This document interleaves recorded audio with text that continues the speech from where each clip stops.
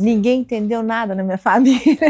Normalmente as pessoas pensam em fazer uma faculdade focado no trabalho. Eu fiz muito focado no que eu queria aprender. Eu nunca me imaginei historiador enquanto carreira. Eu fiz muito mais para entender e compreender o mundo de alguma forma. E aí a gente começa um processo de educação. De falar para o RH da pequena empresa e falar, olha, essa ferramenta aqui vai te ajudar muito. O que acontece em 2013? 2014, eu tomo um monte de decisões erradas e a gente praticamente quebra. Foi um momento que foi muito difícil, mas de alguma forma todo dia eu levantava da cama e ia trabalhar. Eu fui tão, acho que arrogante mesmo, que eu não ouvi o meu sócio. Uma coisa que eu aprendi ao longo do tempo é valorizar a consistência, um dia após o outro. Existe tempo de plantar e tempo de colher. Muitas das histórias de sucesso passam também por momentos de fracasso. Com a Solids também foi assim. A empresa foi fundada pelo casal Mônica Hauck e Alessandro Garcia e começou em 2010 em Belo Horizonte. Mas alguns anos depois, a empresa chegou muito perto de fechar de vez. A dupla conseguiu dar a volta por cima e recebeu um aporte de 100 milhões de dólares. Agora já tem mais de 40 mil clientes e espera faturar R$1 bilhão até 2028.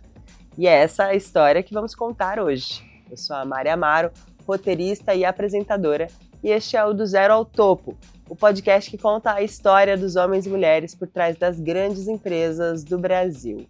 Mas antes de começar, como sempre, eu quero te pedir para deixar o seu like e se inscrever no canal se você ainda não for inscrito. Se estiver ouvindo a gente no seu agregador de podcasts favorito, você também pode seguir a gente por aí. Agora vamos para a história de hoje?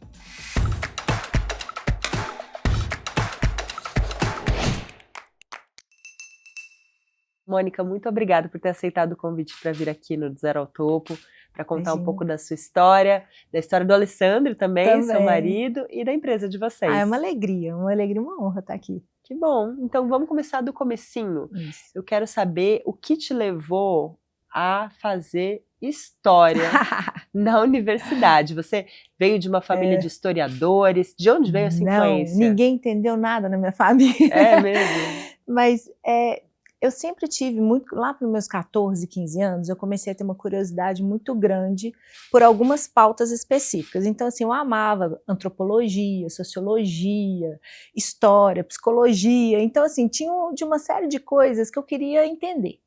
Né? E ao contrário, que eu acho que a maioria, normalmente as pessoas pensam em fazer uma faculdade focado no trabalho. Eu fiz muito focado no que eu queria aprender.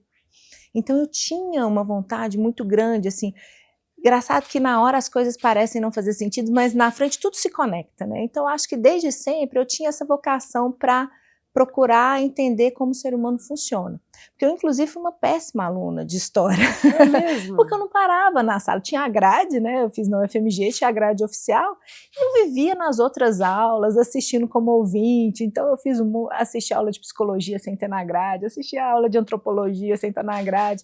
Então, assim, foi um momento que eu me diverti muito no sentido assim, eu tinha uma vontade muito grande de entender muitas coisas sobre o ser humano, mas honestamente eu nunca entreguei um currículo numa sala numa escola, eu nunca me imaginei historiador enquanto carreira. Eu fiz muito mais para entender e compreender o mundo de alguma forma. E não existe uma pressão assim dos seus pais, talvez, de o que você vai fazer da vida, menina, sabe? Porque nessa época os jovens sentem muito isso. Não, e existia, assim, eu sempre tinha sempre assim, nossa, a Mônica é mais velha, né? Então tinha essa questão, para a família aquela coisa legal é ser advogado, médico, né, engenheiro, dentista, e eu passei muito longe. Eu até cheguei a passar em direito. Né, eu fiz a faculdade de Direito porque na época, assim, minha família, assim, Direito era aquela coisa que todo mundo ia achar incrível, toda história, não, ninguém acha legal. Eu lembro direitinho que quando eu passei, não sei se foi minha irmã, alguém falou assim, falei para todo mundo que você passou no FMG, eu só não falei o curso. De brincadeira, mas é um pouco verdade.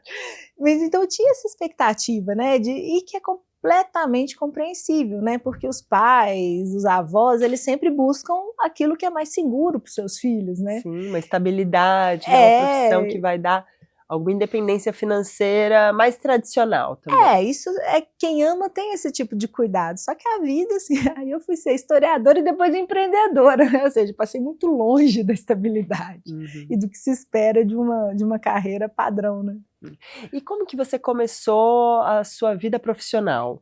Você não pensou em nenhum momento em trabalhar como historiadora, como pesquisadora, como professora, mas você começou uma vida profissional. Quais foram esses primeiros passos? Legal que os primeiros meses eu tinha uns 14 anos de idade, né? Aí vendia cosméticos, Avon, Natura, eu já ia dando meu jeitinho, assim. E pro lado empreendedor também. Não, mas era o que assim, o que aparecia. Eu lembro que uma época eu consegui minha tia, eu fazia, tia, deixa eu limpar a casa para você, então eu fazia faxina, eu gostava, sempre gostei muito de trabalhar, desde novinha, eu acho que eu tinha, eu curtia muito essa coisa do trabalho, achava super chique trabalhar.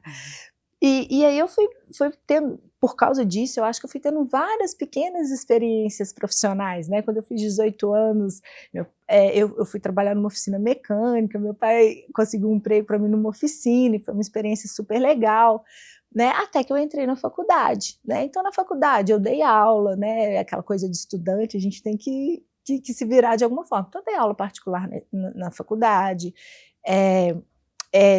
tive algumas experiências profissionais, trabalhei em banco, trabalhei em museu, então, porque até tem algumas matérias que você tem que fazer até para ter o teu estágio que é obrigatório, né? Mas como carreira, eu nunca me vi na história, especialmente porque eu gostava muito de futuro. Então eu lembro direitinho que eu lá no museu, e eu adorei a experiência de ter ficado um tempo no museu, mas eu olhava para aquelas obras, e na época não tinha essa coisa da arte online ainda. Mas eu ficava assim, gente, por que essa obra está aqui fechadinha e ninguém está vendo? Por que a gente não filma isso e mostra para o mundo? Isso nem o Louvre tinha ainda, mas eu falava assim, por que a gente não tem acesso ao Louvre? Então, inconscientemente, eu já ficava pensando em tecnologias e coisas que não existiam. Mas aquela carreira tradicional do historiador, eu nunca me vi nela, não. Nunca fez parte, assim, do que eu queria ser. E quais experiências você viu dentro da sua casa? O que seus pais faziam? O que as suas irmãs faziam também? Qual era a expectativa deles, a experiência deles? Olha, o que mais me marca em relação a dentro de casa, e que para mim é a grande herança que tanto meu pai e minha mãe, eles deixam para mim, é a ética de trabalho. Minha mãe, desde o início, minha mãe sempre assim, uma mulher muito correta, uma dona de casa, então ela cuidou da gente em casa, mas ela sempre me incentivou a trabalhar, a fazer as coisas certas, a ser muito correta com as coisas. Então aquela coisa dentro de casa de, o que é certo, mesmo que ninguém esteja fazendo, você vai fazer. Então ela tinha uma rigidez que para mim foi muito bom lá na frente como empreendedora. E meu pai, essa questão do trabalho. Meu pai, eu nunca vi, óbvio, meu pai já chegou várias vezes cansado, né? Ele trabalhou 40 anos na mesma empresa, na Fiat. Mas eu nunca vi meu pai murmurar ou reclamar do trabalho. Pelo contrário, nos dias mais difíceis ele fala, tudo que eu tenho, o trabalho me deu. Se eu estou conseguindo educar meus filhos, se eu estou conseguindo, é pelo trabalho. Eu não entendia isso na época, mas hoje eu vejo que isso trouxe para mim um alicerce muito grande, é uma coisa muito importante, que eu até trabalho lá com o meu time, como que a gente tem criado os nossos filhos sobre o que é trabalho e a ética de trabalho. Porque eu fico pensando, imagina se meu pai chegasse todo dia xingando, reclamando, murmurando, será que eu ia começar a minha vida profissional com o mesmo prazer que eu comecei, com a mesma curiosidade, ou com a mesma força? Né? Então, isso é um ponto que eu até procuro muito, lá em casa também, passar, porque eles me deram essa base, essa questão da ética de trabalho, de ver o trabalho como um valor. Isso foi uma coisa muito forte lá em casa. Eu sou a mais velha de 4 irmãos, tanto eu quanto meus irmãos, isso é uma coisa que sempre marcou muito. E em que momento que você conheceu o Alessandro, então, que é o seu sócio na vida pessoal e profissional? Pois é, essa história é engraçada. Porque eu sou da época, aí eu vou revelar a minha idade. Eu sou da época do ICQ. Você lembra que Claro, eu sou dessa época também. A história resumida é assim, eu estava terminando a faculdade, aquela fase que a gente vira à noite fazendo trabalho, TCC, aí o meu ICQ, 10 meses depois eu casei com essa pessoa que fez ou pra mim. Mas como que Não tinha Tinder, não tinha chegou nada. esse ou? Até hoje. Eu falo É? que ele que me procurou, às vezes ele fala que ele procurou. Enfim, ele me chamou, a gente começou a conversar e 10 meses depois eu estava casada com ele. Olha só. Mas foi 10 meses depois eu estava casada e 3 meses depois a gente saiu do trabalho para empreender juntos. Né? Então foi uma coisa assim que Foi a primeira experiência empreendedora de foi vocês. com ele. Né? Então o pessoal fala, Mônica, como é que é ser casado com sócio e tudo? Eu falei, olha, eu só conheço o casamento com sócio, assim, né? Porque foi logo no início, mas foi muito legal, porque assim, eu brinco desses 10 meses que não era comum, né? Casar na internet era uma coisa, não tinha Tinder, então já foi uma coisa muito exótica. Eu lembro que eu fiz curso de noivos e a gente não passou no curso de noivos, a gente tomou bomba, porque um dos motivos era exatamente isso, não, eles se conheceram na internet há pouco tempo, isso não vai dar certo. Não acredito! Você acredita? Mas e aí? Não, deu tudo certo, tô Depois casada. Quantos anos? Deu um 23 jeito, anos. né? Tô mais casada do que todo mundo que passou pelo curso. Mas desde o início, assim, eu e o Ale, a gente funcionou muito bem juntos, a gente sentiu muita paz, né? Em todos os movimentos que nós fizemos até hoje foram movimentos de muita paz, né? Não só casar, foi como se fosse uma coisa tranquila, mas também empreender. Né? Então, a gente tinha lá nosso trabalho e 3 meses depois, o Ale já tinha um e-commerce, então, na verdade, ele tinha um e-commerce e ele me convidou para começar, eu comecei a ajudar, a gente começou a trabalhar junto no e-commerce. Alguns meses depois, a gente teve uma ideia de fazer a primeira empresa de software, né? Que não era a Solids ainda, era uma empresa para agro, e aí a gente começou a empreender, desenvolvendo software para pequenos produtores no agronegócio. Então, como que foi essa primeira experiência no empreendedorismo? Foi divertidíssimo, porque imagina, isso já tem bastante tempo, ó, isso foi em 2000, foi uns 22 anos atrás. Imagina vender naquela época para um fazendeiro, que não tem internet na fazenda, até hoje não tem, quando tinha era rádio, e ele não usava tecnologia. Imagina vender software para esse público, né? O público que o pai, o avô sempre cuidou do rebanho da mesma forma. Ali foi minha primeira experiência de vender um produto onde não existia demanda. Porque se perguntasse para o fazendeiro, olha, você precisa de software para controle do rebanho? Ele ia falar que não, que isso, menina, você está doida? Porque meu avô fazia assim, meu pai fazia assim, eu faço assim. Mas a gente foi trabalhando com os filhos, né? Então o padrão, a gente conseguiu crescer e deu super certo, porque a gente aprendeu a vender para o filho do fazendeiro. Óbvio que depois o fazendeiro me ligava, xingando, porque ele comprou alguma coisa que ele não sabia o que era e não tinha chegado na casa dele. Uhum. Ele nem tinha a real noção de que o software não precisava, era uma coisa remota que ele só instalava e estava ótimo na época. Mas foi uma experiência muito bacana de, primeiro, ser o primeiro provedor de tecnologia para um público que não consumia tecnologia.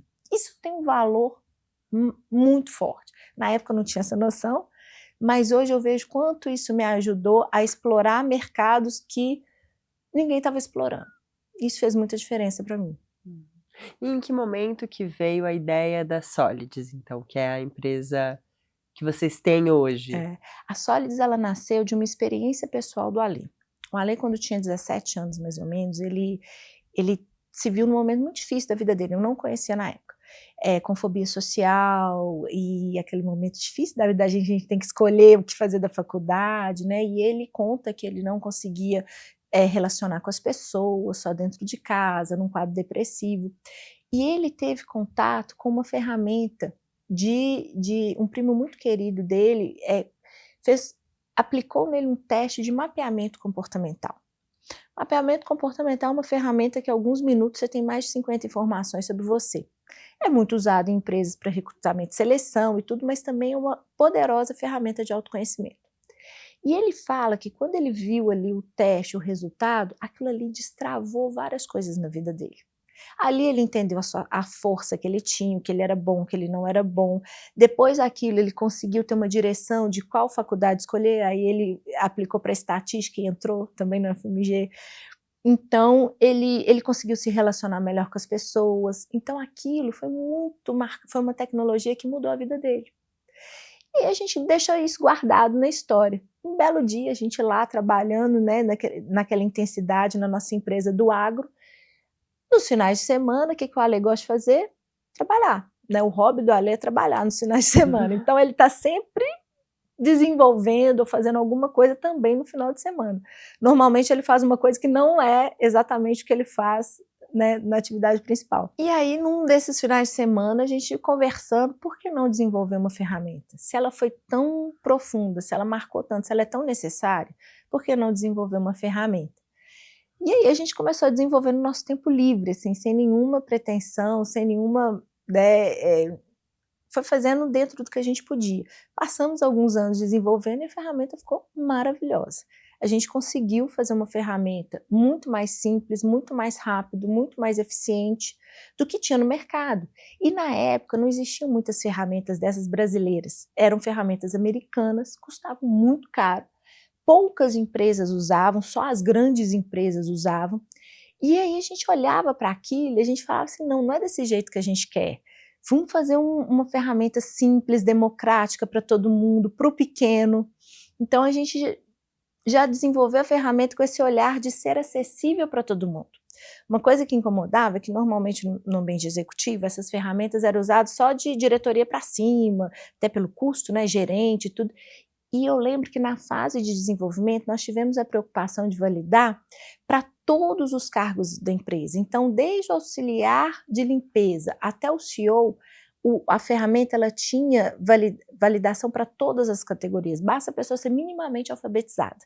Então, nós tivemos esse cuidado de incluir a empresa toda, né, de ser uma ferramenta muito mais acessível e democrática. E a gente vai para o mercado, né? E aí aquela coisa, aquela empolgação de empreendedor. Nossa, ferramenta maravilhosa, validada, com assertividade de 97,97%, assim, calibrado. Vai ser fácil, todo mundo vai comprar, vamos rachar de ganhar dinheiro. Não. Porque aí chegando no mercado, a gente vai colocar no mercado.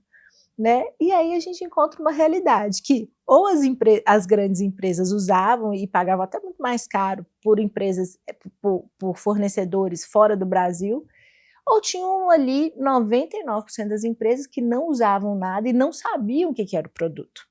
Né? E aí a gente começa um processo de educação, de falar para o RH da pequena empresa, falar, olha, essa ferramenta aqui vai te ajudar muito, porque ela vai te ajudar a colocar a pessoa certa no lugar certo, ela vai te ajudar a não errar na contratação, ela vai te ajudar a aumentar a produtividade. Então, o RH, ele não sabia o que era mapeamento comportamental, isso era meio grego para ele, mas ele sabia o que era rotatividade, ele sabia que a dor, quanto custa errar numa contratação. E aí a gente começou um processo de educar o pequeno e educar o RH para usar uma tecnologia que ele não estava acostumado a usar. Né? Então eu brinco assim, existia um mercado, ele era grande, mas ele era virtual, porque as pessoas não estavam prontas para consumir. Nós fizemos um trabalho de educar e de ensinar, e isso é uma marca que a gente carrega até hoje. Até hoje, a gente entrega a tecnologia, a gente entrega o código, mas a gente sempre acompanha e investe na educação de quem usa o software, e não só investir no software. E a empresa foi fundada oficialmente em 2010, 2010. certo? Vocês dois como os cofundadores, e já tinham uma equipe ou vocês estavam sozinhos tentando fazer o negócio dar certo nesse começo? No início, eu e o Ale, aí vem, né, o primeiro vendedor, a gente foi montando aos pouquinhos o time, né, a fase de desenvolvimento. A gente foi contando com a ajuda de uma outra pessoa, mas o Ale que fez o código todo, então a parte de o TI era ele. Uhum. Vendas começou comigo e depois a gente foi trazendo vendedor e a gente foi crescendo aos poucos, sabe? E foi uma jornada muito, muito bacana, porque o que a gente descobriu?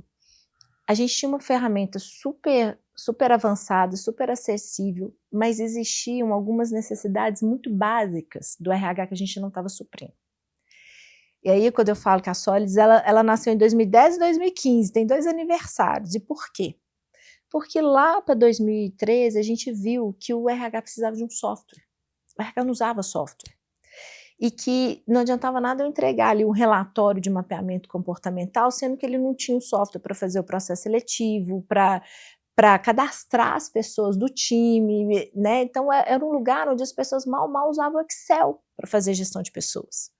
né? Então, até hoje, o nosso maior concorrente se chama Excel.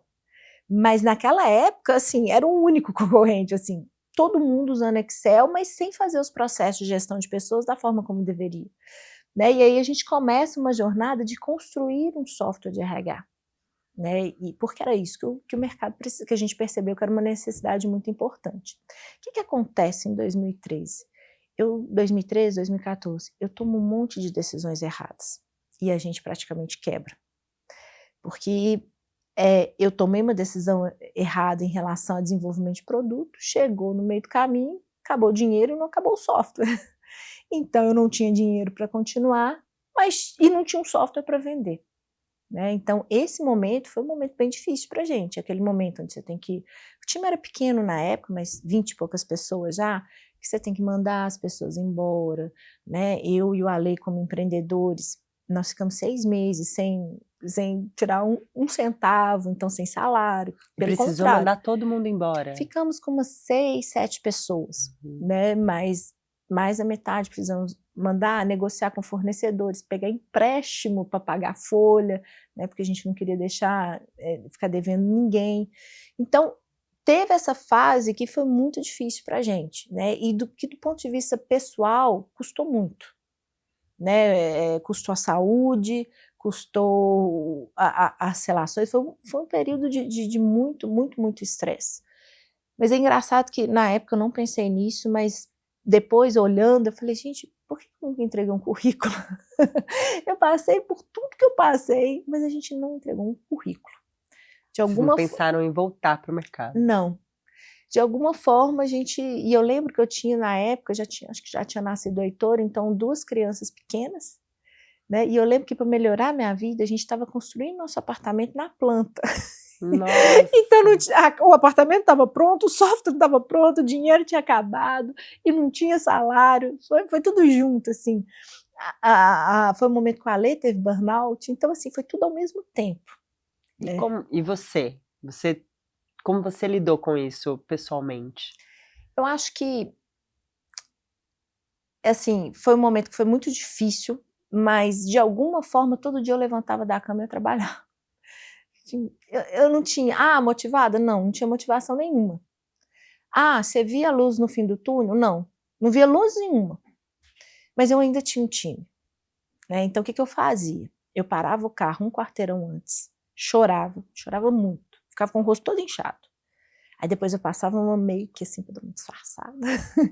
Chegava, entrava no escritório e falava, vambora, gente, vai dar tudo certo. Sem a menor noção de como que aquilo ali ia dar certo. Porque eu tinha conta bancária, tinha um fornecedor, tinha tudo. Mas de alguma forma, e foi longo o período, durou mais de um ano. A gente foi trabalhando, negociando, e passou. De alguma forma, o fato de a gente não ter desistido, de ter continuado, isso foi muito importante para a gente, né? Porque quando a gente sai dessa situação, a gente sai com alguns aprendizados, né? Primeiro é que realmente é muito difícil, existe um custo pessoal muito grande em empreender, especialmente quando as coisas dão errado, e normalmente as coisas dão erradas, então é quase certo que você, em algum momento da sua vida de empreendedor, você vai ter um custo pessoal muito alto, né? Mas uma coisa que a gente pensou, eu falei, se for para empreender, aquela frase que não é frase parece para-choque de caminhão, mas é muito verdade, sonhar grande, sonhar pequeno, é o mesmo custo. A gente passou por coisas muito difíceis sendo uma pequena empresa. Ali a gente falou assim, nós vamos começar de novo, mas não vai ser para ser pequeno não.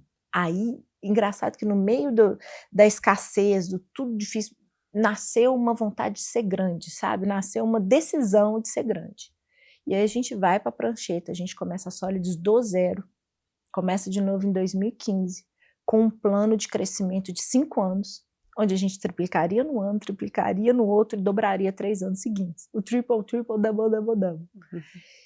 E aí eu lembro que o Ale é estatístico e ele é muito bom no que ele faz, ele desenhou uma planilha, assim, nós vamos contratar tantas pessoas, temos que vender tanto, para cada vendedor vai ter um CS, para cada vendedor que trouxer tantos clientes a gente vai contratar um dev, ele montou ali uma planilha onde em 5 anos a gente sabia quanto que a gente ia faturar, quantos funcionários a gente teria, quantos clientes nós teríamos.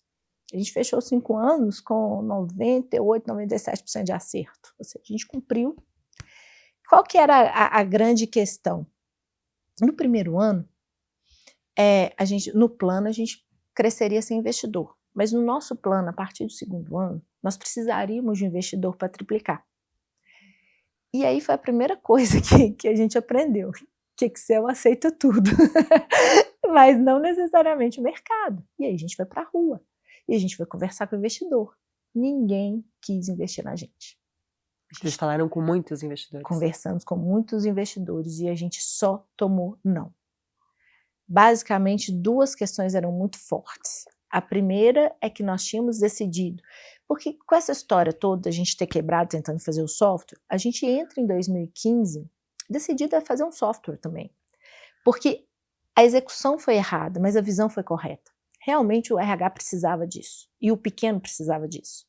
Então a gente chega de novo em 2015 vendendo um software de RH com um diferencial, que era o diferencial do perfil comportamental. A gente pegou aquela experiência, né? Porque eu tenho mapeado mais de 50 informações sobre o indivíduo. Então a gente colocou no software toda a inteligência o algoritmo, ele conhece profundamente quem é o ser humano que está trabalhando ali.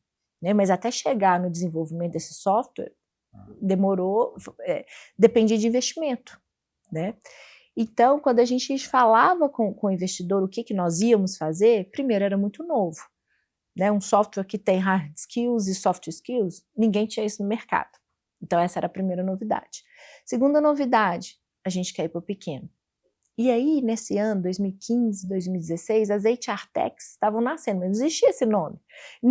Pouquíssimos investidores colocavam dinheiro no mercado de RH. Então, o RH já era uma interrogação, tinha as primeiras empresas pequenininhas começando a ser investidas, mas todas elas iam em direção às grandes empresas. Então, ir para a pequena, decidir ir para o mercado de pequenas e médias empresas no Brasil, foi um risco que, na época, os investidores consideraram ser muito alto. Então, a gente ouvia feedback, olha, legal o produto, legal essa ideia do que vocês estão fazendo, mas vocês deviam ir para as grandes empresas. E aí a gente falava assim, não, a gente não quer ir para as grandes empresas, porque o Brasil é um país de pequenas e médias empresas. Então, mas isso nos custou conseguir um investimento. E outra coisa também que na época a gente tomou muito não, era a tese de tudo num só lugar, porque a gente queria fazer um software de RH onde tivesse toda a jornada, desde o início até o final da vida do colaborador na empresa. E na época o mercado de SaaS, ele estava desenhado para você entregar um pedaço da solução de RH, se especializar nisso. Então o mercado tinha lá seus primeiros players de ATS, ou só de gestão de desempenho, não tinha alguém que fizesse tudo, né? Porque falasse, quem faz tudo não faz nada direito. Só que quando a gente olhava para a realidade do pequeno, que estava usando o Excel, falei, gente, ou ele vai ter só um software, ou ele não vai ter nenhum. Ele não tem tecnologia para ficar integrando, ele não tem orçamento para comprar mais de uma ferramenta. Então, assim, nos custou o investimento, mas, por outro lado, foi certo a gente ter ficado firme em focar na visão da realidade do nosso cliente. A gente foi fiel àquilo que o cliente precisava, não que o mercado estava falando para a gente ir, sabe? Isso se provou ser a decisão correta, né, ao longo do tempo. E você falou que, voltando um pouquinho para a crise que vocês tiveram, que vocês quase fecharam, só queria entender como que vocês conseguiram dar a volta por cima? Porque você disse que o dinheiro acabou e o software parou na metade. Como que esse software foi terminado, então? Ou vocês abandonaram esse projeto e aí focaram em um outro projeto e esse sim deu certo? Como que foi essa dinâmica? Esse software, praticamente a gente abandonou ele, tinha muito pouco que aproveitar, mas nós tínhamos o perfil comportamental lá do início. Então a gente começa de novo com o nosso primeiro produto e a partir daí a gente desenha um software já acoplado com o perfil comportamental, então ele já nasce com soft skills e hard skills, mas dentro de uma estrutura de desenvolvimento que a gente entendeu que era correta. E aí quem financiou isso? Investidor eu não conseguia. Então, foi a venda. Meu time de vendas, assim. Então era assim, olha gente, a gente tem que vender tantas licenças, porque a gente tem que terminar o software. Então aí a gente partiu a gente criou ali o software, o básico que dava, porque meu público não usava nada, né? Então, nós não tivemos aquele perfeccionismo de ter o software perfeito, porque Foi era o MVP longo. mesmo, né? Era um software básico, mas pensa que meu público não estava usando nada, e aí a gente corria, entrava os clientes, a gente corria para ir desenvolvendo e melhorando o software. Então, quem financiou o desenvolvimento do software foram os próprios clientes. E aí isso nos trouxe também um know-how muito grande de ter uma máquina de vendas, porque nessa fase nós não tínhamos margem para erro, porque a gente não tinha dinheiro. Né? A gente não tinha dinheiro, não tinha a quem recorrer, não tinha investidor. Então, assim, se eu não vendesse X, não ia ter X para pagar o time, para pagar as despesas, né? Então, a gente, desde cedo, nessa nova fase, essa Solids, como ela existe hoje, ela nasce em 2015. Ela, desde o dia 1, ela é uma companhia muito focada em disciplina, em austeridade, em realmente ser objetivo e focado em resultado, porque é a única opção que a gente tinha. Nós nos forçamos a ser muito eficientes, porque era a única alternativa que a gente tinha. Não tinha quem financiasse. Né? E isso, óbvio, que foi muito dolorido na época, porque você trabalhar sem margem de erro, não tinha aquela coisa, vou deitar tranquila no travesseiro, não, eu não dormia. Mas isso também foi forjando a gente, e isso, de certa forma, nos trouxe com uma cultura que a gente entende que é uma cultura correta, de eficiência, de gerar caixa, de fazer o que tem que ser feito e de se manter saudável, com os indicadores saudáveis. Né? E você falou que nesse momento, dando esse saltinho no tempo, nesse momento que vocês foram buscar investidores, não conseguiram encontrar ninguém que tivesse disposto a investir no negócio de vocês. Vocês foram crescendo, então, com o próprio caixa Bootstrapping mesmo. total. No nosso plano, isso é uma das coisas que o plano da Alê falhou. Teoricamente, era para a gente conseguir investidor em 2016, a gente só conseguiu em 2019. Nós já tínhamos 1.500 clientes quando veio o primeiro investidor, o que foi ótimo. Foi ótimo porque a gente aprendeu a deixar uma empresa sustentável e rentável desde o início. Né? Então, nós éramos muito mais enxutos do que os outros players no mercado, então a gente tinha uma máquina de venda muito mais funcional, mas por uma questão purinha de sobrevivência, né? Era sobrevivência, e essa dificuldade foi forjando a gente e foi nos moldando, nos levando essa direção. Quando a gente colocou o primeiro investidor, isso é uma coisa muito legal, não era para a empresa sobreviver, porque a empresa gerava caixa. Então, a gente já tinha aprendido a manter uma empresa de pé sem investimento. Mas a ideia é trazer o investidor para crescer, ganhar mercado e usar esse recurso de forma estratégica. E isso é muito bom. Foi muito bom para a gente. Então, em 2019, chega o primeiro investidor, foi um investimento, na época, não lembro exatamente o dólar, mas era uma coisa perto de 10 milhões de reais. Acho que seria mais ou menos isso hoje. E, em 2022, entra o investimento da Warburg de 530 milhões de reais.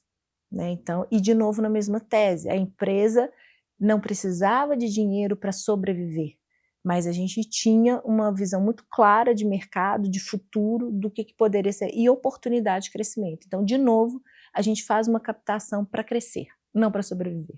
E eu acho que isso foi muito bom para a gente. E como que foi essa conversa para esse primeiro investimento? Porque o segundo, não que seja fácil, mas é um pouco mais fácil, porque você já conseguiu um primeiro investidor que apostou na ideia, né? Mas como que foi esse primeiro investimento? Esse é um ponto muito importante que às vezes eu falo com os empreendedores, porque às vezes o empreendedor acha que uma captação, ela começa quando você vai para a rua e fala, estou precisando de tantos milhões.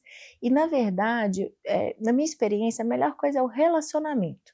E você começar a criar um relacionamento com o mercado financeiro. Então, a DGF veio, e é um fundo que, assim, que sempre foi muito parceiro.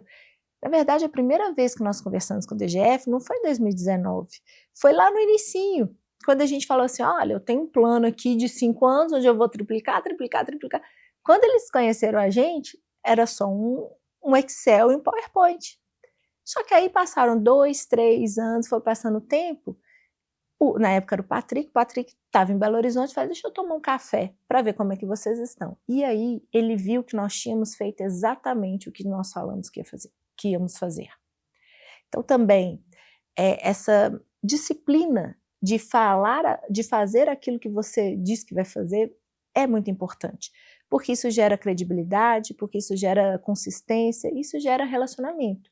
Agora, é uma coisa que começa lá atrás, né? Não é que começa quando você precisa do dinheiro no mês seguinte ou daqui 6 meses. Então, a construção desse relacionamento e a construção de uma reputação de confiança e de credibilidade, ela é muito importante. Então, foi muito importante naquele momento ter conversado lá atrás e ele ter visto que nós conseguimos entregar aquilo que nós nos propomos entregar. Isso é muito importante. E esse segundo investimento veio em 22, certo? 22. Como que foi? Porque aí o cheque já era bem maior. 530 milhões já muda muito a escala. 530 milhões de reais, foram É. 100 mil dólares. Isso. 100 milhões de dólares, né? 100 milhões de dólares, né? Isso já é uma coisa, uma série, foi série B, né? Foi Investimento, série B. Já é um investimento bastante vultuoso. Como que vocês conseguiram chegar nesse valor? E qual era a tese de desenvolvimento que vocês tinham? Exatamente. Primeira coisa que eu acho que foi muito importante, as teses casaram muito, isso eu acho muito legal. Graças a Deus nós temos hoje os fundos que compraram desde o início a nossa tese, né, e acreditaram muito firmemente no que nós estávamos fazendo. Então, quando a Warburg vem, ela vem acreditando que consolidar o mercado de pequenas e médias empresas no Brasil era a coisa certa a se fazer. E o mercado de pequenas e médias, ele é enorme, né? E é estranho porque, embora todo o mercado tenha ido na direção contrária, lá no início todo mundo foi para as grandes empresas, só nós fomos para as pequenas e médias. Mas quando você olha para os números, de cada 10 contratações no Brasil, 7,5, quase 8 estão nas pequenas e médias. Então o Brasil realmente é um país de pequenas e médias. Então, a nossa tese era uma tese de consolidação deste mercado. Né? Então, isso é importante. E o que muda em termos de estratégia? Algumas oportunidades de M&A. Nós até então tínhamos crescido só com o nosso próprio produto, mas nós tínhamos enxergado ali algumas estratégias. O que nós observamos? Que além do RH, a parte de departamento pessoal também era muito carente, muito precária no Brasil. Então, nós queríamos entrar em ponto eletrônico, em folha de pagamento, em áreas de departamento pessoal, até porque o pequenininho, ele é tudo junto, né? Ele está fazendo tudo ali. Então, a gente fortaleceu a nossa tese de tudo num só lugar, colocando não só toda a jornada de RH numa ferramenta, mas também de departamento pessoal. E isso também deixa a nossa relação com o cliente muito mais forte, muito mais poderosa. Uhum. E vocês, bom, clientes de vocês são as pequenas e médias empresas. Exato. Eu queria saber, você, com esse olhar que você tem para todos esses clientes, quais são os principais erros que essas empresas cometem na gestão de pessoas? Que você acha que eles precisam de mais ajuda? Uma coisa que a gente observou desde o início é que o pequeno falava assim, quando eu for grande, quando eu crescer, aí eu vou me profissionalizar, aí eu vou usar uma ferramenta, agora deixa eu ficar aqui no Excel. E aí a gente foi ensinando, falei, olha, sem gestão de pessoas você não vai crescer. Então não existe o quando eu crescer se você não olhar para a gestão de pessoas agora. Né? Então existia essa cultura que gestão de pessoas era uma coisa para a grande empresa, era coisa para o grande. E não é assim. Óbvio que é do grande também, mas pensa numa empresa de 20, 30, 40 colaboradores. Faz muita diferença. Uma pessoa que sai, 2 pessoas, 3 pessoas ali que estão fora do lugar, o impacto é muito maior. Né? E é isso que a gente viu o tempo todo e é que a gente vê. Então, o Brasil, infelizmente, tem uma das maiores rotatividades do mundo, fica ali sempre perto dos 40%, né? Às vezes até mais do que isso. Quando você joga esse número, são bilhões e bilhões de reais que o Brasil perde por produtividade, por causa dessa rotatividade. Né? Então, e quando você olha para onde está esse problema, a rotatividade nas pequenas e médias é muito grande. Então, o maior erro que a gente encontrou é que quando nós chegamos, essa pequena e média empresa achava que era normal. Era normal uma rotatividade de 50%, 60%. O pequeno empreendedor, ele convivia com isso como se isso fosse inevitável. E aí o que a gente tem feito, fala assim, não, isso não só é evitável, como isso é a diferença entre você abrir e fechar a porta. Então a gente passou por um processo de educar o empreendedor. No início nós educávamos muito o RH e agora a gente educa muito o empreendedor, para mostrar que gestão de pessoas eficiente fortalece o fluxo de caixa, fortalece a empresa, e pode ser a diferença entre ele abrir ou fechar a porta. Né? Mas o erro respondendo objetivamente, é ele não entender o impacto que uma má gestão de pessoas tem no próprio negócio. E qual que é o tamanho da Solids hoje? Qual o número de funcionários que vocês têm, passado esses solavancos todos, depois de receber os investimentos, depois de fazer operações de M&A, quantos funcionários vocês têm? Qual a previsão de faturamento? Hoje a gente tem mais ou menos, deve estar batendo umas 950 pessoas, a gente já passamos de 43 mil clientes, né? A nossa previsão é de 2028 chegar a 1 bi, né? Então é um trabalho muito grande que a gente tem pela frente. Então assim, nós somos muito gratos por tudo que nós vivemos até agora, mas a gente está só no começo, porque a gente está no mercado, que é um mercado muito grande, e a gente tem a capacidade de gerar muito valor para essas empresas. Hoje a gente analisa sempre os nossos dados. Hoje uma pequena empresa, quando ela entra na Solids, ela entra mais ou menos com aquela rotatividade média brasileira, e ao longo dos meses essa rotatividade vai caindo. Então nós anualmente nós conseguimos economizar bilhões de reais para esses clientes. Então hoje a gente consegue mostrar que essa pequena e média empresa, ela pode economizar, ela pode gerar mais valor financeiro com uma gestão de pessoas adequada, né? Agora, desde o início, a gente hoje tem uma jornada e a gente está sempre muito preocupado e focado em fazer com que essa empresa cresça com a gestão de pessoas correta, que cabe na realidade, né? Que a gente nunca abandonou essa questão de democratizar, sabe, de estar perto, deixar a ferramenta simples e acessível e que possa ser usada, porque às vezes o pequeno vê aqueles processos complexos de gestão de pessoas aqueles dashboards que não dá para entender, e abandona, desiste. E gente, a boa tecnologia é aquela que cabe no dia a dia das pessoas gerando resultado, e é isso que a gente está fazendo, né? E essa é a nossa ambição. E quais são os planos para o futuro? Você falou um pouquinho do faturamento, né, que vocês miram ali no 1º bilhão em 2028, mas vocês esperam ter alguma outra rodada de captação? Pensam em um IPO eventualmente? Quais são os próximos passos? Os nossos próximos passos, eles estão muito... Óbvio que captação, né, IPO, o que vier pela frente, tem coisas que nós não controlamos, né, que dependem do mercado. O que a gente faz dentro de casa sempre está pronto para qualquer cenário.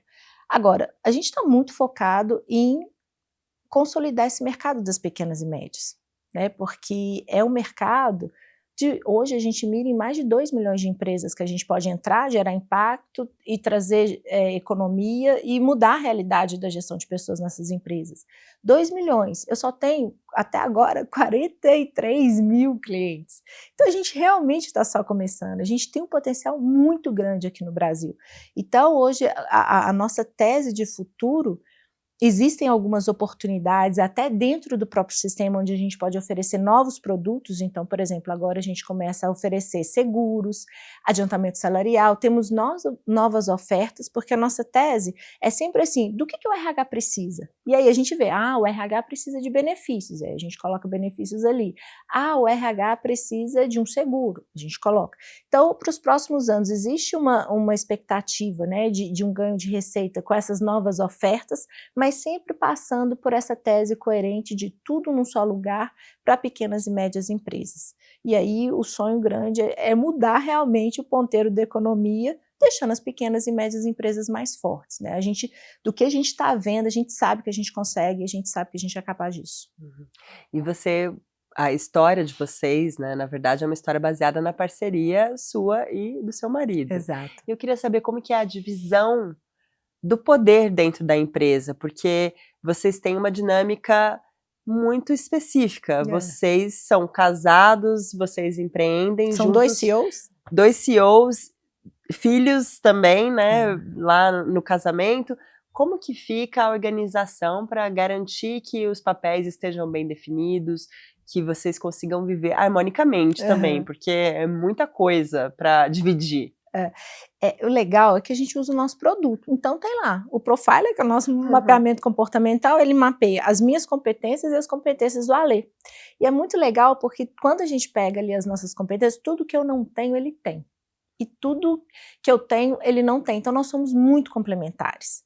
Então desde o dia 1, a gente trabalha com a lógica do complemento. né? E da total transparência em cima daquilo que eu sou boa e daquilo que eu não sou boa. Então, naquilo que eu não faço bem, eu não me meto a fazer. Quem faz é meu sócio. Então, a gente tem essa divisão por habilidade, que é uma coisa que parece ser óbvia, mas nem sempre a gente pensa nisso no dia a dia. Então, essa divisão dentro da Solids, né, em dividir por habilidade, ela é muito poderosa. E ela flui, ela funciona. Né? Então, a Ale é o cara de produto, de tecnologia, é o cara financeiro, é o cara que vai fazer as planilhas. Eu vou para a rua vender, até hoje eu atendo cliente, eu atendo, todo dia eu atendo cliente, eu vendo, último dia do mês eu estou sempre no escritório fazendo venda, então assim, a gente se divide assim. Agora, na vida, a gente se divide muito, eu acho que primeiro, respeitando, porque uma coisa que é importante, eu vejo muitos sócios não olhando dessa forma, muitas vezes a gente tende a valorizar aquilo que a gente tem. Mas, na verdade, a gente deveria valorizar aquilo que nos falta. Se eu valorizo só aquilo que eu tenho, eu vou olhar para o meu sócio que é diferente e não vou ver valor nele. Eu vou falar, esse cara não é ambicioso como eu, ele não toma risco como eu, esse cara vai me atrapalhar porque ele não é ali meu espelho. Mas se eu mudo a lógica e começo a valorizar aquilo que eu não tenho, falo, olha só, esse cara, ele está vendo uma coisa que eu não estou vendo, ele raciocina de um jeito que eu não raciocino, isso é importante porque isso me protege e isso evita de errar. Na fase que nós quase quebramos, uma das coisas que para mim é muito claro foi que eu errei também em relação ao meu comportamento, porque o Ale viu que a gente estava errando, o Ale viu o erro e ele falou. Mas eu estava tão cega na minha, não, temos que fazer, temos que crescer. Eu fui tão, acho que arrogante mesmo, que eu não ouvi o meu sócio. E isso me custou muito. Eu não ouvi o sócio porque eu estava apaixonada ali pelo espelho. Eu estava tão focada naquilo que eu tinha, que eu esqueci de dar valor, dar importância naquilo que eu não tenho. E isso é muito importante. Então isso eu recomendo para todos os sócios. Dê valor naquilo que te falta, porque é exatamente isso que vai te fazer tropeçar. Muito importante. E outra coisa que, aí vem a curiosidade, né? As pessoas falam assim, mas Mônica, como que é essa dinâmica? É mais fácil casar com sócio? É mais difícil? Eu vejo muitas vantagens. Né? Então, por exemplo, eu nunca precisei explicar para o meu marido por que às vezes eu chegava tarde de uma reunião, ou ficava até tarde no comercial para fechar o mês. Eu nunca briguei com meu marido quando nos finais de semana, ao invés de ele estar brincando com as crianças, ele estava ali desenhando um código. Pelo contrário, se eu via que ele estava com um código, eu pegava as crianças e brincava, e eu ia brincar com elas. E muitas vezes ele fez isso. Eu nunca precisei exigir que ele buscasse os meninos na escola quando eu estivesse dando um treinamento para os clientes, né? É intuitivo. Ou seja, estar no mesmo momento de vida e de carreira é bom. Então, nós éramos 2 CEOs ali que estávamos no mesmo momento. Então, isso ajuda dentro de casa, né? Isso faz com que você tenha essa compreensão do outro. Isso é muito importante. E outra coisa também é a maturidade. Se eu tenho um sócio, que ele é só meu sócio, num momento difícil de desentendimento, é muito mais fácil falar assim, não quero mais, vamos embora. Agora, no meu caso, eu tenho muito mais a perder. Eu perco meu melhor amigo, eu perco o amor da minha vida, eu perco o pai dos meus filhos. Então isso, desde o início, te força a ter mais maturidade nas relações. Te faz não desistir, te faz pensar 1000 vezes antes de soltar uma palavra errada. Isso te faz respeitar mais o outro. Isso é muito importante. É difícil no início, porque você tem que, no calor é difícil, crescer uma família, crescer um negócio ao mesmo tempo é pesado, mas isso te gera uma maturidade que vale muito a pena. Agora, para dar certo, você tem que pensar também como acionista, porque pensa um investidor que está investindo num casal. Você acha que o investidor não vai pensar em risco? É óbvio que ele vai pensar, eu pensaria. Então é muito importante também, desde o início, ter uma relação madura de governança, de se portar como investidor da companhia, como ali um acionista da companhia. Então, eu e o Ale sempre tivemos uma postura muito clara de nós somos acionistas da companhia e nós vamos agir como, dentro da Solids, nós agiremos como acionistas. E isso dá conforto não só para os investidores, mas também dá conforto para o time, para a segurança. Não é aquela empresa familiar onde as pessoas, ai meu Deus, se eles ficarem de mal um do outro, eu vou... Não, isso não existe. Porque desde o início a gente aprendeu a se portar como acionistas, a se portar ali como pessoas que de forma pragmática têm mecanismos de controle para preservar a companhia da nossa vida pessoal de alguma forma. Eu ia perguntar justamente sobre isso, como que vocês fazem a governança, porque você comentou que vocês estão preparados para o que vier, né? Para um novo investimento, para um IPO, a empresa procura estar preparada. Então, como que vocês organizam a governança da companhia? Eu acho que uma coisa muito legal é que a gente está sempre... A gente é muito grato ao passado, então aquela fase de startup, sabe, de você sair fazendo as coisas na informalidade, a gente tem histórias maravilhosas e super engraçadas sobre essa fase, mas ela ficou no passado, né? E a gente é muito mais apaixonado pelo próximo. E a gente sabe que cada dia que passa, a definição de processos, governança, isso é uma pauta obrigatória de quem quer crescer. Né? E muitas vezes eu percebo que não cabe nesse momento aquele saudosismo, aquela coisa, mas quando a gente era startup, não. Então, é a gente se programar. Eu sei que a CEO que eu sou hoje, muito diferente da CEO do início. Talvez a do início era muito mais arrojada, muito mais agressiva, mas está tudo bem. O que eu preciso ser é a profissional adequada para os próximos tempos. E aí a gente vai se adaptando. Né, como profissionais, eu e o Ale, a gente vai todos os anos entrando naquela zona de incompetência, no sentido assim, eu preciso me adaptar para a próxima fase. E aí você leva toda a companhia também para esse lugar, de estar sempre se preparando para a próxima fase.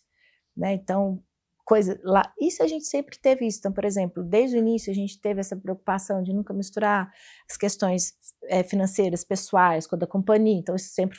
Então, desde as coisas pequenininhas lá do início, até os combinados que a gente tem como acionistas hoje, que preservam a companhia em casos de qualquer problema.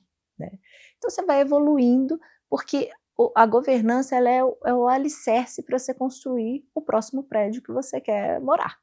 Né? Então, você tem que estar sempre pronto para isso.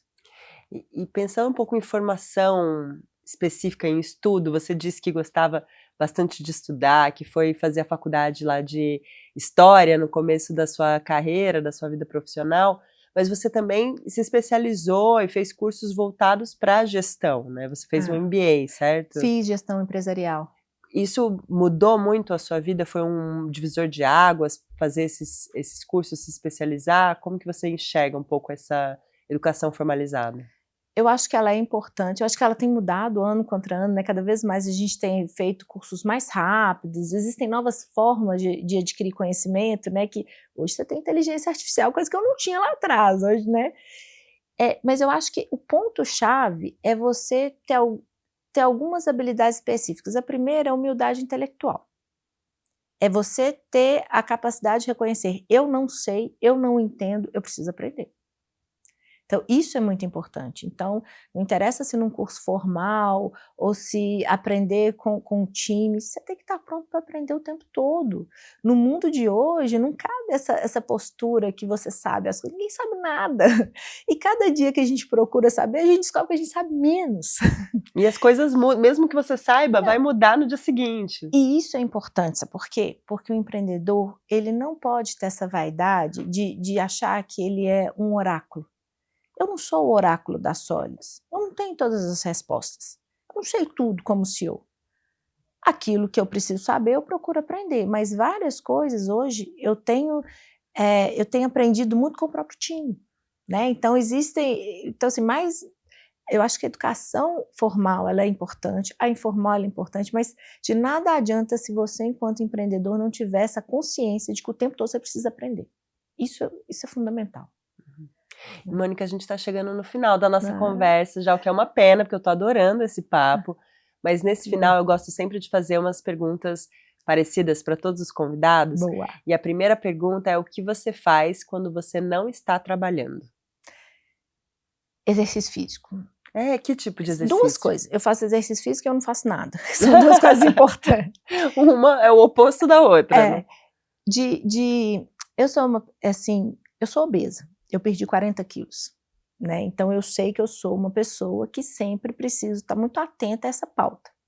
Só que no início eu achava que se eu me dedicasse a exercício físico, eu ia quebrar, meus filhos iam morrer de fome, minha empresa ia quebrar, sabe aquela coisa assim de você, empresa na frente, filho na frente, tudo, e você, se você colocar na agenda ali 1 hora de exercício físico, o mundo vai acabar? Isso não é verdade. Então uma coisa que eu aprendi é colocar exercício físico como uma pauta muito importante quando eu não estou trabalhando, embora hoje eu acredito que isso faça parte do trabalho, porque a minha performance mudou e melhorou de um jeito que hoje para mim exercício físico é trabalho, mas foi um aprendizado. Então quando eu não estou trabalhando, eu gosto muito, eu moro ali em Minas Gerais, nas montanhas, então eu gosto de caminhar na montanha, subir a montanha, eu gosto de estar em movimento, faço academia 6 vezes na semana, faço a minha caminhada, a minha corrida 6 vezes também.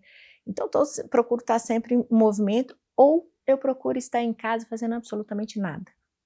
Que é uma coisa também que ao longo do tempo eu aprendi a apreciar. Antes eu era muito... Se eu tivesse parada, não, hoje eu consigo ficar uns minutos olhando ali para minha casa, para as minhas árvores, para os meus cachorros, meus gatos, e não fazer absolutamente nada. Isso né? ajuda a dar uma clareza de pensamento Clareza também, de pensamento. E ficar com as crianças, que aliás já não são mais crianças, são adolescentes, né? Mas ficar com a família, eu adoro, assim, ficar em casa para mim é muito bom. E para quem você liga quando você não sabe o que fazer? Pro Alê. É sempre ele? Normalmente é ele, é sempre ele. Exatamente, porque normalmente quando eu não sei o que fazer, ele sabe. Porque ele pensa diferente de você. Exatamente, é o oposto, então funciona muito bem. E que conselho que você daria para você mesma mais jovem? Se você pudesse voltar no tempo, o que você falaria? Eu não mudaria muita coisa. Eu não gosto de falar com a Mônica jovem, porque eu acredito que eu só sou quem eu sou hoje pela soma dos meus erros e dos meus acertos. Então eu não gostaria de consertar nenhum erro do passado. Né? Eu acho que foi importante eu ter cometido todos os erros para eu aprender e ser quem eu sou hoje. E eu consigo, acho que honrar minha própria história. Então eu estou muito bem com a Mônica do passado. Talvez é só falar para ela, calma lá, empreender não é uma corrida de 100 metros, né? Não vai ter apocalipse zumbi no dia seguinte, é uma maratona, né? Então uma coisa que eu aprendi ao longo do tempo é valorizar a consistência, um dia após o outro, às vezes até aquela rotina chata, sem graça, que às vezes você fala empreender, você fala assim, aventura, emoção, não, valorizar a consistência ao longo do tempo. Isso é uma coisa importante. Lá atrás eu não tinha essa visão, hoje eu tenho. Talvez eu só daria esse toque, mas deixa ela lá, cometendo os mesmos erros. Se a gente está feliz com quem a gente é hoje, não tem nada que mudaria no passado mesmo. E você daria algum conselho para quem está começando a empreender agora? Que conselho que seria? Eu acho que é parecido no sentido de, existe tempo de plantar e tempo de colher. Né? Existem fases da nossa vida, quando você tem mais físico, quando você tem mais vigor, não é hora de você desacelerar, é hora de você acelerar, né?